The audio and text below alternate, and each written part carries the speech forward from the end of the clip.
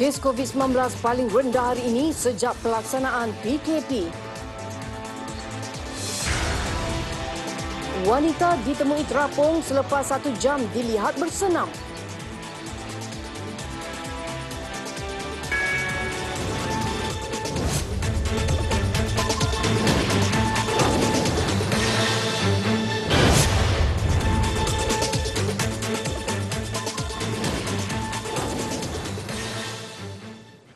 Assalamualaikum dan salam sejahtera. Kes harian baru COVID-19 hari ini merekodkan bacaan terendah sejak pelaksanaan Perintah Kawalan Pergerakan PKP 2.0 bermula 13 Januari lepas, iaitu sebanyak 2,176 kes. Jumlah kes sembuh hari ini juga tinggi sebanyak 4,521 kes. Mengikut statistik, kes hari ini juga adalah yang kelima terendah sepanjang tahun 2021. Kes terendah lain direkodkan pada 3 Januari sebanyak 1,704 kes, 1,741 kes pada 4 Januari, 2027 pada 5 Januari dan 2,068 kes pada 1 Januari. Ketua Pengarah Kesihatan Tan Sri Dr. Noor Hisham Abdullah dalam satu kenyataan memaklumkan dengan 4,521 sembuh COVID-19 dilaporkan hari ini, menjadikan 218,335 individu telah pulih atau 81.9% daripada keseluruhan kes. Tan Sri Dr. Noor Hisham Abdullah berkata 13 kluster baru dikenal pasti. Ia terdiri daripada 10 kluster berkaitan tempat kerja dan 1 kluster komuniti, pusat tahanan dan kumpulan berisiko tinggi. 10 kematian membabitkan kesemua rakyat tempatan berusia dalam lingkungan 57 hingga 96 tahun dilaporkan, menjadikan jumlah kematian kini 975 orang. Seramai 260 pesakit COVID-19 kini dirawat di unit rawatan rapi ICU dengan 112 daripadanya memerlukan alat bantuan pernafasan. Mayat wanita dipercayai berusia lingkungan 20-an ditemui terapung di Tasik Taman Jaya dekat Petaling Jaya, Selangor siang tadi. Ketua Polis Daerah Petaling Jaya, Asisten Komisioner Nik Izani Muhammad Faisal berkata pihaknya menerima panggilan awam pada jam 10 pagi mengenai penemuan objek seperti mayat terapung di dalam Tasik Bampiran Encop Mall. Susulan itu, polis bersama pihak bomba dan pejabat kesihatan daerah Kelana Jaya ke lokasi kejadian untuk pemeriksaan. Saksi kejadian yang juga pekerja di Tasik Terbabit mendakwa melihat wanita berkenaan sedang membuat senaman kira-kira jam 8 pagi sebelum menemui mayat wanita yang sama terapung sejam kemudian. Polis tidak menemui dokumen pengenalan diri dan tiada elemen jenayah setakat ini. Kes diklasifikasikan sebagai mati mengejut sementara menunggu keputusan hasil bedah siasat di Pusat Perubatan Universiti Malaya PPUM.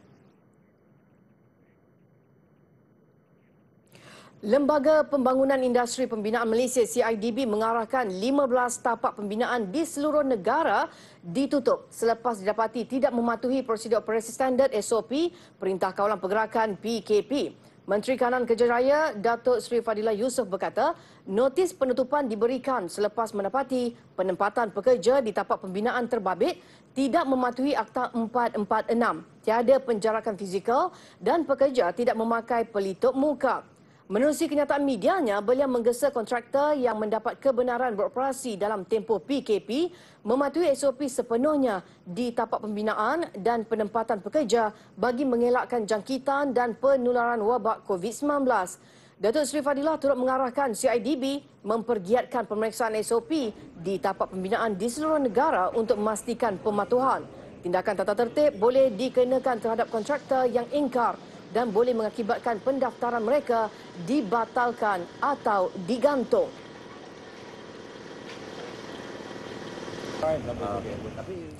Tinjauan di Terengganu mendapati ada majikan tidak mematuhi Akta 446 dengan membiarkan pekerjanya tidur di atas papan lapis dan beralaskan kertas. Kawasan penginapan pula berbau selain ruang sempit yang terpaksa dihuni 3 orang. Lebih memburukkan keadaan, tiada ruang pengudaraan di bilik berkenaan. Kesalahan itu dikesan Jabatan Tenaga Kerja Negeri di sebuah tapak pembinaan di Kampung Tanjung dekat Kuala Terengganu dalam operasi bersepadu dilakukan. Sebagaimana yang kita semua maklum, yang pertamanya dari segi struktur bangunan tersebut kedua-dua site ini mendapat kelulusan sementara daripada pihak PBT. Cumanya di pihak kita di bawah Akta 446 tiada sebarang permohonan perakuan penginapan diterima oleh kedua-dua site ini dan kegagalan pihak majikan untuk mendapatkan perakuan penginapan adalah satu kesalahan di bawah Akta 446. Menurut Muhammad Hijazi, walaupun majikan sudah mendapat kelulusan sementara untuk pembinaan kediaman, namun mereka perlu mengemukakan perakuan penginapan mengikut Seksyen 24D Akta 446, yang mana majikan perlu menyediakan katil, tilam dan almari berkunci serta pelbagai kemudahan asas lain, termasuk tandas dan bilik air yang lebih selesa. Turut serta dalam operasi ini adalah Pengarah Pertubuhan Keselamatan Sosial Pekeso Negeri Fariha Cik Hussein, Timbalan Pengarah Jabatan Keselamatan dan Kesihatan Negeri Muhammad Nizam Ali dan Penolong Pengarah Kanan Pejabat Tenaga Kerja Kuala Terengganu Ros Kazali Ramli. Muhammad Hijazi berkata pihaknya akan menyediakan laporan lengkap kesalahan dilakukan majikan tapak pembinaan terbabit untuk diserahkan kepada Timbalan Pendakwa Raya. Seorang anggota polis yang disyaki terbabit dengan dakwaan gangguan seksual terhadap seorang wanita ketika Sekatan Jalan Raya SJR di Jalan Duta Ibu Negara dikeluarkan daripada penugasan SJR. Pengarah Jabatan Integriti dan Pematuhan Standard Bukit Aman, Datuk Zamri Yahya berkata, anggota polis berkenaan sedang diambil tindakan lanjut. Ujarnya, tindakan awal yang diambil adalah mengeluarkan anggota polis berkenaan daripada penugasan SJR dan tidak digantung tugas. Suspek ketika ini sedang melakukan penugasan di bahagian pentadbiran sementara siasatan kes berjalan. Polis sebelum ini mengesahkan menerima laporan seorang wanita mendakwa diganggu secara seksual oleh anggota agensi keselamatan itu ketika melalui Sekatan Jalan Raya di Jalan Duta Jumaat lalu.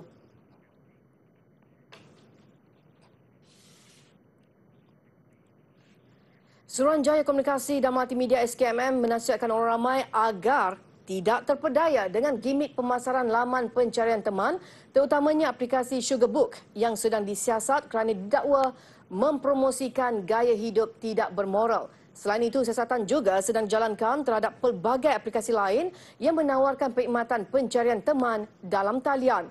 SKMM menerusi kenyataan medianya menegaskan gimik pemasaran itu perlu disiasat untuk disahkan kerana profil pengguna boleh diolah sesuka hati bagi tujuan memperdaya mangsa. Pengguna juga dinasihatkan berhati-hati memberikan maklumat peribadi ketika melayari media sosial atau aplikasi dalam talian, terutamanya berhubung dengan orang-orang yang tidak dikenali di laman pencarian teman. Baru-baru ini, Malaysia dilapor berada pada kedudukan ketiga tertinggi di Asia selepas India dan Indonesia bagi negara mempunyai bilangan sugar daddy.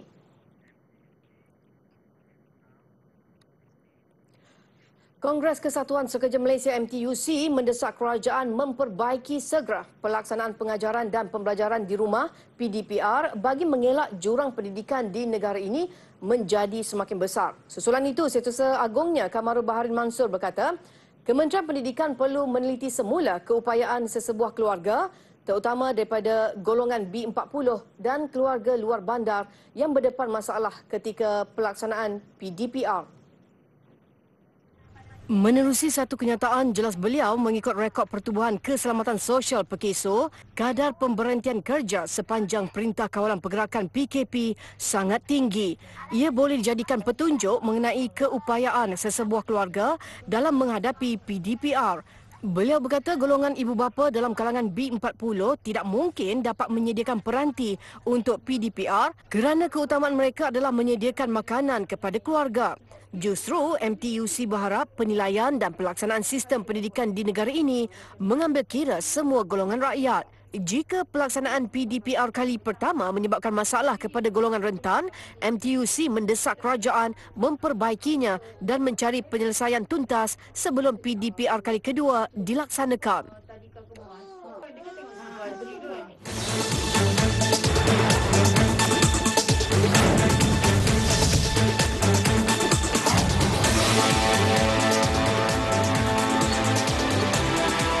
Bertemu kembali. Kerajaan Negeri Kelantan bersetuju untuk membenarkan majlis akad nikah dihadiri 20 orang sepanjang tempoh pelaksanaan PKP. Pengerusi Jawatankuasa Kerajaan Tempatan, Perumahan dan Kesihatan Negeri Dr. Izani Hussein berkata, perkara itu dipersetujui dalam mesyuarat khas Jawatankuasa Kerja Keselamatan Negeri yang dipengerusikan Menteri Besar Dato' Ahmad Yaakob.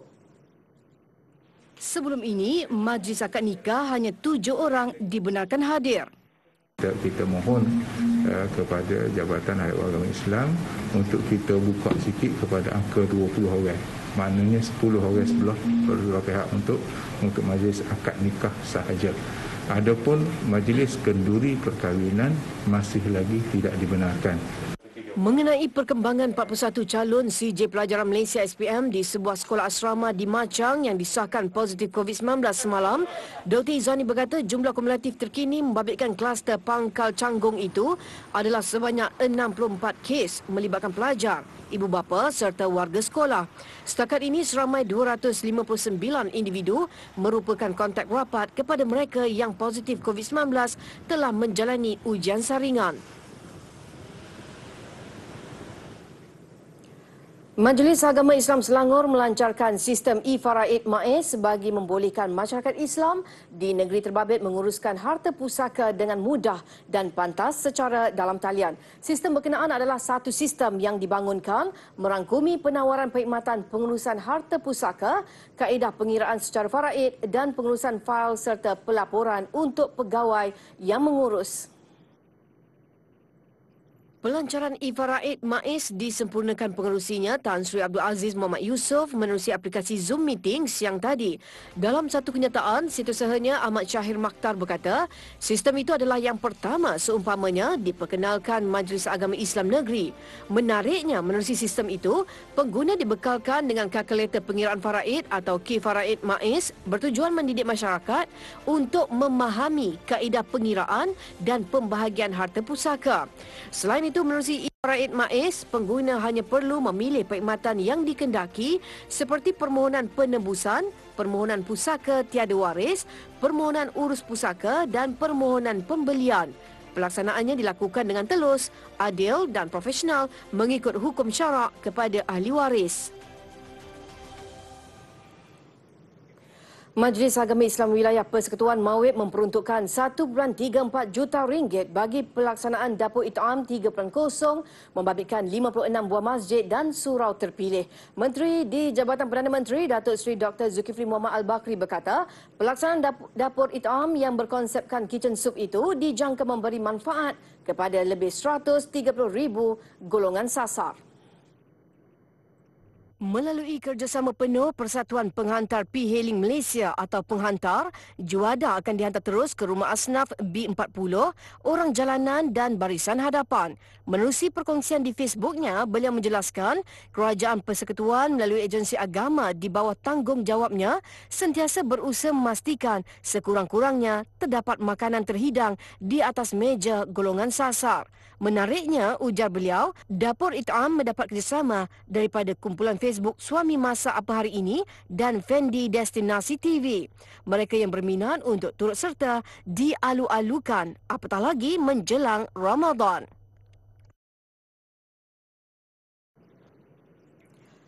Penebangan hutan daripada aktiviti pembalakan atau penerokan haram menyebabkan peningkatan suhu. Malah jika dilihat situasi semasa yang melanda negara, proses pembangunan tidak terkawal juga menyebabkan peranan semula jadi hutan mengawal masalah banjir turut terganggu. Segmen Bijak Belanja minggu ini membawa kita menyedari manfaat betapa pentingnya menjaga alam sekitar.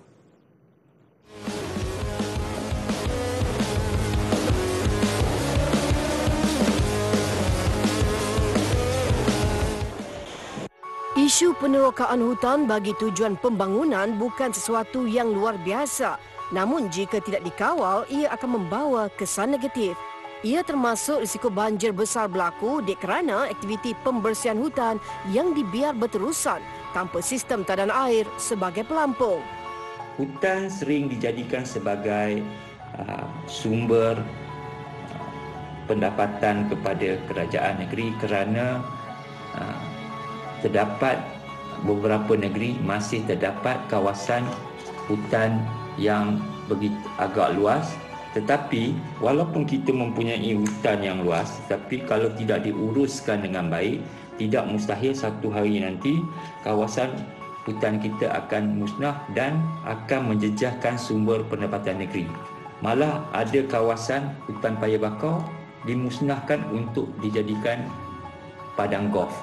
Jadi ini tidak berapa sesuai untuk diamalkan di negara kita lah, kerana hutan dimusnahkan bukan untuk tujuan kepentingan awam.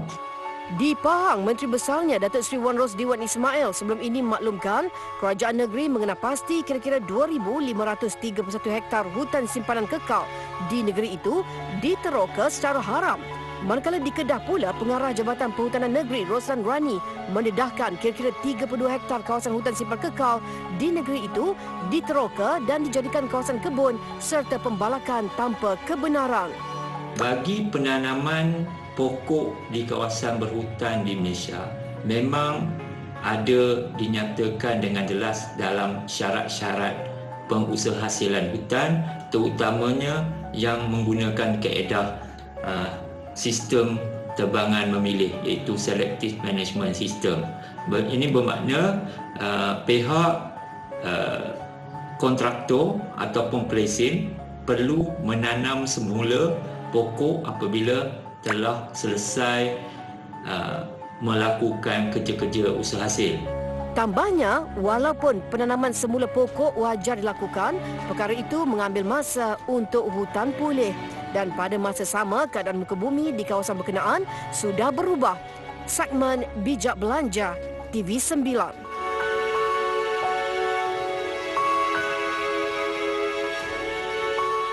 Bertemu kembali dengan laporan antarabangsa.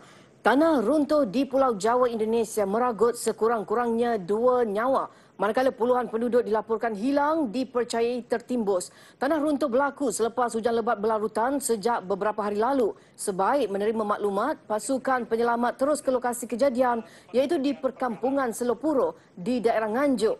Operasi mencari dan menyelamat membabitkan anggota tentera, polis serta sukarelawan. Turut membantu penduduk kampung. Gelongsoran lumpur meranapkan sekurang-kurangnya 8 rumah dan 14 penduduk mengalami kecederaan. Hujan lebat turut mengakibatkan paras air di kebanyakan sungai melimpah ke kawasan berhampiran. Banjir lumpur memaksa ratusan penduduk segera berpindah. Ini adalah retakan lama. Retakan lama kemudian sempat ditutup. Di Mesir, 3 orang maut apabila sebuah pangsa puri di Kahirah runtuh. Pihak berkuasa memaklumkan operasi mencari mangsa yang terperangkap di bawah runtuhan bangunan 3 tingkat itu telah dilancarkan. Antara mangsa yang terselamat adalah seorang kanak-kanak yang mengalami kecederaan dan telah dibawa ke hospital untuk diberikan rawatan. 3 mangsa yang terkorban adalah satu keluarga. Punca runtuhan belum diketahui dan siasatan sedang dilakukan. Namun, ada yang mendakwa runtuhan berpunca daripada bahan binaan yang tidak berkualiti selain tidak mengikut spesifikasi ditetapkan. Salji berserta hujan lebat di Amerika Syarikat mengakibatkan beberapa penerbangan dibatalkan. Kebanyakan jalan raya pula licin dan berais sekaligus membahayakan pemanduan. Lebuh raya di Oklahoma terpaksa ditutup berikutan kemalangan membabitkan beberapa kenderaan. Nahas mengakibatkan berlaku kebakaran. Pihak berkuasa memaklumkan tiada kecederaan atau kematian. Menurut Perkhidmatan Cuaca Nasional, cuaca sejuk melampau diramal berlarutan. Di Oklahoma, jalan raya di beberapa kawasan telah dipenuhi salji setebal 20 hingga 30 cm. Sentiasa amalkan kebersihan dan patuhi SOP. Festival Panda di China sempena musim bunga penutup berita malam ini. Saya Adin Hussein. Assalamualaikum dan selamat malam.